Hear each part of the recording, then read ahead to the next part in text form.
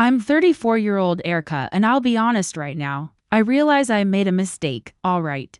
But I'm not some bad person or anything. Simply put, I feel that my perspective is overlooked. Anyway, this is what took place. Thus, yesterday began. Like every other day, on Sunday, we were on our way to his parents' house for lunch. We've been performing the same pattern for years, and to be honest, it's nice boring, but fine. My 36-year-old husband, Mark, was driving as usual because he is among those who find my driving intolerable. He's constantly picking faults, saying things like, "You're too distracted," or "You never check your blind spots." I mean, sure, I've had a few minor collisions, but who hasn't, as we sit at this red light? I'm browsing through my phone since this group chat is really taking off. In addition to responding to someone from work, it's Mark's co-worker Jason. My best buddy Julie was sending memes. I get how that sounds. But don't worry, it's nothing suspicious, yes. We've been texting more recently, and Jason is a hilarious and approachable person.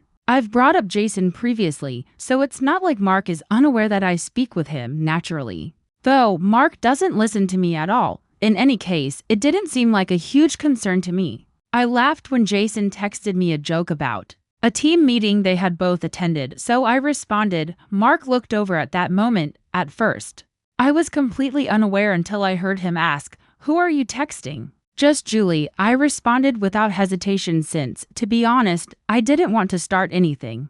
I was also texting Julie, so it wasn't a complete lie, however. He leaned over and noticed Jason's name at the top of the screen before I could turn my phone away. His expression altered abruptly, as if someone were phoning one moment and then simply not the next. Yes, that is how it was. Without a word, he simply began driving when the light changed to green. By the way, that's nearly worse than shouting. I felt sick to my stomach.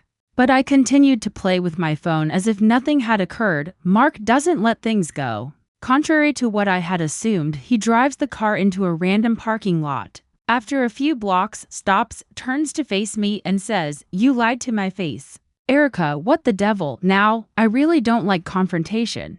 I therefore made an effort to act calm. "Calm down, it's not a huge deal," I said. "I just responded to something amusing that Jason texted me. It's it." However, he obviously didn't find it satisfactory. "Why are you even texting him?" he insisted. "What is it that you can't discuss with me but can discuss with Jason? How in the world do you respond to that?" He made it seem like I was guilty of something. So I became defensive even though I wasn't doing anything wrong, at least not in my opinion. "You're overreacting," I said. "I'm not hiding anything." Really, I pushed my phone at him, but he refused to accept it. "Here, if you want to see the texts." He simply gazed at me as if I had already confessed to a crime. He then said, "You lied." I started to lose it a little at that point. That's enough for me. Let's not forget that he is the same man who consistently leaves me hanging. Even if he's acting like I'm the villain half the time, he is wedded to his job.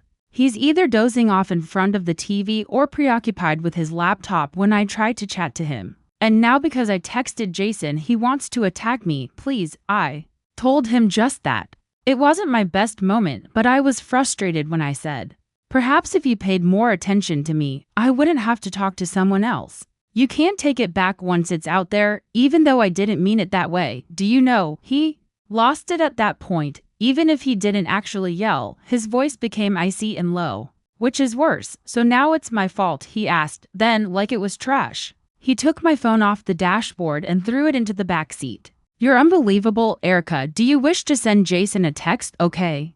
But don't expect me to stay here while you secretly flirt with my coworker, really? Is that what he believes this to be?" He refused to listen to my explanations. The remainder of the ride was quiet as he simply resumed driving. I was furious by the time we arrived at his parents' place. How could he possibly accuse me of such a thing? Naturally, though, I had to put on a false smile and pretend that nothing was wrong. Well, in case his mother discovers something is amiss. Lunch as a whole was a blur. I kept thinking about the battle over and over again. Was texting Jason a mistake? Perhaps, but I didn't cheat or anything. Not to mention that Mark isn't exactly the best husband of the year. He is excessively serious, aloof, and frigid. Jason is merely entertaining. Speaking with someone who genuinely hears me and finds my jokes funny is pleasant. Is it really a crime? Without a word, Mark headed straight to the bedroom as soon as We came home. I considered following him in an attempt to make things better, but I changed my mind. Why should I offer the apology? This whole situation was blown out of proportion by him. As a result, I remained in the living room and carelessly browsed through my phone. And we're at that point right now. I'm acting indifferent while he treats me like I don't care. To be honest, though, I have no idea where this is headed. While a part of me believes he will simply move on, as he always does, another part of me questions whether this is the beginning of anything more significant. I'm not sure. I don't think I did anything particularly wrong.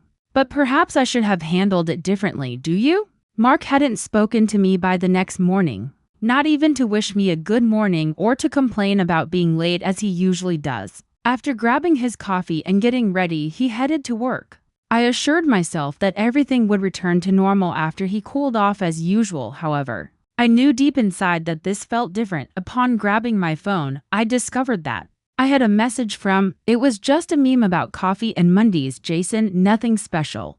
However, it caused me to pause. I considered not responding, perhaps it wasn't worth it. Then, though, I experienced that well-known tinge of irritation with Mark. Why should I alter my behavior because he's acting so dramatic? I quickly replied, haha, so true, and threw my phone away. I wasn't doing anything incorrectly, really, that's what I kept telling myself. Anyway, that night, Mark came home quietly once more, but he was observing me. I sensed it. His eyes followed me as if he was trying to catch me doing something. Every time I picked up my phone or walked out of the room, it was absurd. Instead of behaving like a whiny teenager, he ought to speak up if he has something to say naturally, though he didn't. While I attempted to act as though I was unaware, he simply stewed in his own thoughts. After supper, he finally said something. Since I was already tired of this whole affair, I rolled my eyes and said, so you and Jason text a lot, huh? With a not really, just here and there, I answered. His shrug was not a nonchalant one. It was one of those phony shrugs that indicate someone is going to make a charge. Just seems weird, like I didn't even know you guys were friends like that. I let out a sigh as I could already feel my aggravation building. Mark, we work in the same industry, we talk sometimes, what's the big deal? His fork was put down with excessive force. The big deal, he added, is that you lied about it, and now I'm wondering what else you're lying about. That struck a chord. Are you serious right now? You're acting like I committed a crime or something. It was a stupid text, Mark, get over it. But he refused to back down. He leaned in closer. If anything, it's not just a stupid text, Erica. You lied to my face, and now you're acting all defensive like you've got something to hide. I didn't want him to see me perspire, even though my cheeks were flushed. Oh please. You're the one making this into a whole thing. If you're so insecure about Jason, that's your problem, not mine. He gazed at me for a considerable amount of time, and I could see his thoughts racing. I recognized that expression. It was his lawyer's brain working to put the pieces together and try to make a case. I detested that expression. He finally responded, I'm insecure, in a steady, low voice. Or are you just avoiding the question because you know I'm right? Then, it sounded forced. But I laughed. Right about what, Mark? That I'm secretly running off with Jason? Give me a break. He was not amused. He remained still. I raised my hands in frustration and said, I didn't say that, but now that you mention it, oh my God, you're impossible. You want to know what's really going on? Nothing. Absolutely nothing, but keep spinning your little theories if it makes you feel better. I could tell he wasn't convinced, but that appeared to stop him talking. For the time being, not at all. He simply leaned back in his chair and crossed his arms, observing me as if he was waiting for me to make a mistake. It enraged me. The days that followed were tense. Mark began arriving home later than usual, and he hardly spoke to me when he was there. The strangest thing, though, was how he began to check things. For example, he would look at my phone whenever it buzzed or ask me sporadic questions about my day. That seemed more like traps than genuine interest. He believed I was taking a shower one night, so I caught him browsing through my laptop with a stronger tone than I meant. I questioned, what the hell are you doing? Like a child caught sneaking cookies. He leaped, nothing. Just checking something. I stared at him and grabbed the laptop. Are you serious right now? Do you think I'm hiding some secret stash of love letters from Jason or something? Get a grip. Mark, despite his embarrassment, he did not apologize. Rather, he stated, if you're not hiding anything, then why are you so defensive? I was affected by that one. I felt like screaming, but I knew that would only make me appear more guilty. I stifled a chuckle and uttered, "I'm defensive because you're treating me like a criminal for no reason. It's exhausting." He remained silent, but it was clear to me that he still didn't trust me. And to be honest, I was upset about that. I mean, it's not like I was cheating, but perhaps I wasn't being totally honest. It wasn't fair that Mark was behaving as though I had already been found guilty. Things reached a new low the following morning. I could see that Mark was still mulling over everything as he left for work. He glanced at me as he reached for his keys and uttered, "I don't want this to turn into something ugly, Erica, but if there's something I need to know, just tell me now." My heart was racing as I gazed at him. There was a part of me that wanted to warn him that I could have gone too far with Jason, not physically, but emotionally, perhaps. I was irritated by Mark's treatment of me during the last few days, though, as if I was already guilty regardless of what I said. I said, "There's nothing to tell, Mark," in a chilly tone. "You're paranoid, that's your problem, not mine." He didn't dispute, but he sighed and shook his head as if he didn't believe a word I was saying. He simply left me with the depressing sense that things were getting out of hand. As he walked out the door, that evening, Mark didn't return home until nearly midnight. He appeared worn out when he entered, but not in the typical way that comes after a long day at the office. There was a difference with this. Pretending to watch TV while actually using my phone to browse Instagram. I was seated on the couch. His face told me it all when I looked up at him. He had been contemplating this all day. Even though my stomach was in knots, I tried to seem nonchalant as I asked, "Late night?" With a simple nod, he headed straight to the kitchen to get a beer. He was clearly preparing for something, but I wasn't going to make it any easier for him. I continued to scroll on the couch as if I had no worries at all. At last, he entered the living room and sat down opposite me, rather than beside me as he usually did. I wondered if my wife was cheating on me, and I felt ill to my stomach. All day, I wasn't prepared for how hard those words affected me. I started to reply, but my mouth remained closed. A twinge of remorse crossed my face, but I suppressed it. I finally answered, "You're being dramatic," but my voice didn't sound as forceful as I wanted it to, because I wasn't going to let him turn this around on me. His eyes never left mine as he sat back and took a big gulp of his beer. Without immediately answering, "I'm not cheating on you, Mark. You're just too paranoid to see that." I thought for a second that he might say anything, but the stillness was oppressive. Then he uttered something that chilled me to the bone. My heart stopped as I heard, "Jason's married, isn't he?" How was he aware of that? Neither Jason nor I, as far as I knew, had brought it up. "Yeah," I answered warily, attempting to maintain a steady tone of voice. Mark's voice was strained as he asked, "So what? What kind of married man spends his time texting another man's wife?" I tried to laugh even though my throat constricted. He questioned sharply, "Am I?" "Oh please, Jason's just a friendly guy. You're reading way too much into this." I realized I had to cut this talk short when I said, "Because from where I'm standing, it looks like you're both crossing lines you shouldn't be crossing." I couldn't afford to let him continue his investigation since he was getting too close to the truth. I grabbed my phone and muttered, "I'm done talking about this," before making my way to the bedroom. I could feel his eyes on me as I left, and for the first time, I began to question whether he was going to let this go. "Believe whatever you want, Mark. I'm not going to sit here and be interrogated." Perhaps he would continue to search until he discovered something, anything that validated his concerns. And I wasn't sure what I would do if it occurred. Okay, so this brings part 4 to an end. Mark left before I woke up the following morning. He frequently departed early for work, so that wasn't out of the ordinary. However, something felt off. The air in the house seemed to be holding its breath because it was too quiet. I dismissed it, thinking to myself that everything would be resolved since he was simply calming down. Didn't it always? I tried to divert my attention by scrolling through social media for the majority of the day, but I couldn't shake the feeling that I was waiting for something to happen. Every few minutes, I looked at my phone, half expecting to see a text from Jason or Mark.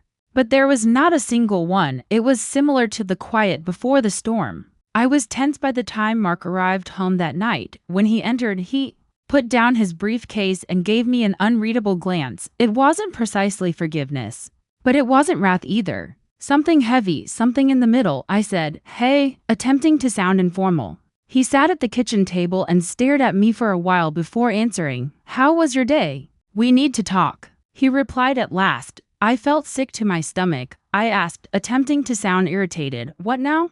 However, my voice sounded wobbly. Mark took his phone out of his pocket and held it there. After a few taps, he turned the screen to face me. When I saw what he was showing me, my heart stopped. A screen grab of a text exchange between Jason and his spouse was shown. The name at the top was clearly Erica, but the messages were hazy. I said, my voice just above a whisper, "What is this? You tell me," he responded in a chilly voice. Jason's wife found these on his phone and sent them to me. She thought I deserved to know. It seemed as though someone had punched me in the stomach. As I tried to figure out how this had happened, my mind was racing. Jason must have made a mistake, or perhaps his wife had also been suspicious. In any case, it made no difference now. Mark could not deny the evidence that was in front of him. I began to say, but he interrupted sharply. "Don't," he said, "don't insult me by lying again. Just tell me the truth. Erica, how long has this been going on?" My mouth was dry as I gazed at him. When I finally responded, it wasn't like that. My voice was trembling. "We were just talking." "That's it, talking?" he asked again, raising his voice. "You call that just talking? Do you think I'm stupid?" The fury in his words made me wince, but I made myself continue. "It didn't mean anything, Mark. I was lonely, okay? You're always busy, always distracted." Jason was just there. He listened to me.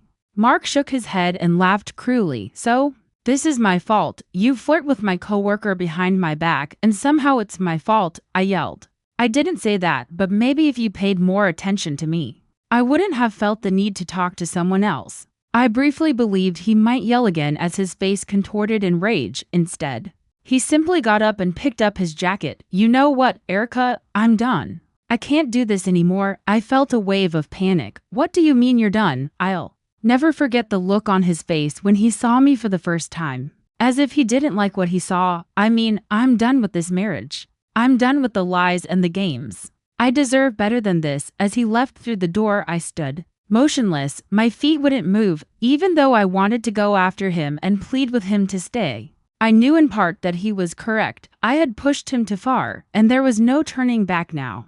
The days that followed were a haze. I never heard from Mark, and he never returned home. He didn't pick up when I called him. He eventually texted me to let me know that he needed some space and would be spending some time with a buddy. I realized then that I had truly messed up this time. Despite Jason's repeated texts, I chose to ignore him. What was the purpose? I didn't need any more turmoil in my life, and it's likely that his wife was also tearing him apart. I lay on the couch most of the time, looking up at the ceiling and wondering how it had all gone so wrong. Ultimately, Mark never returned. A few weeks later, he filed for divorce, and I didn't object. For what was it worth fighting? I broke the trust only in our marriage, and I couldn't hold it against him if he didn't want to stay. In retrospect, I wish I could claim I had a revelation about my actions or learned a significant lesson. But in reality, I'm still working through the issues. Even though I recognize I made a mistake, I still feel that Mark could have done a better job. I may be deflecting, but that's how I feel. In any case, it's too late. I'm left to pick up the pieces of a life I believe to be impenetrable now that Mark is gone. For now, I'm just here by myself, but maybe someday I'll figure out how to move on.